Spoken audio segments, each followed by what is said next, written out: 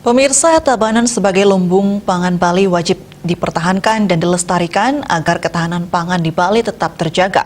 Rotasi tanaman merupakan pola tanam yang dikembangkan dengan cara mengganti tanaman budidaya setiap musim demi meningkatkan produktivitas lahan pertanian. Tidak hanya padi, rotasi dilakukan dengan tanaman lain seperti misalnya jagung.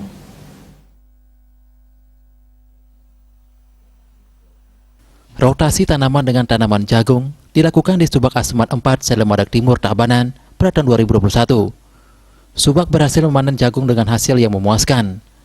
Rotasi tanaman bertujuan memperbaiki struktur dan kesuburan tanah, menambah penghasilan tiap kesatuan luas tanah, menjaga kesuburan lahan, memperbaiki tekstur tanah, menghindari ledakan hama atau penyakit tanaman, dan penyesuaian lahan dengan setiap musim. Pekaseh Subak Asmat 4, Iwayan Sukartame mengungkapkan, lahan pertanian di Subak Asmat 4 seluas 125 hektar dengan jumlah anggota sebanyak 167 kakak.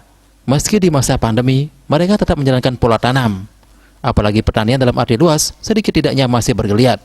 Sawah di Subak Asmat 4 ini merupakan sawah tak ada hujan, sehingga pola tanam dalam setahun sekali padi dan sekali palawija. Kondisi pola tanam kita bisa menempatkan untuk saat ini karena kita termasuk di dalam kondisi sawah tak ada hujan. Sekali kita menanam padi, berikut kita susul dengan pola tanam jagung.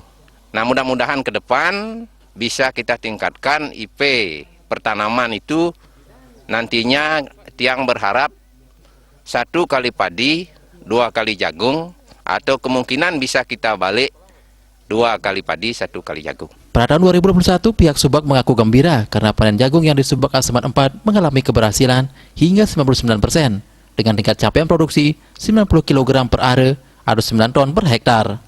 Terlebih kisaran harganya cukup bagus, yakni antara Rp4.300 hingga Rp4.500 per kilogram jagung kering.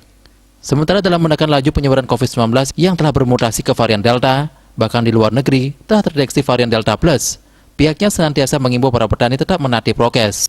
Indrawan, Bali TV.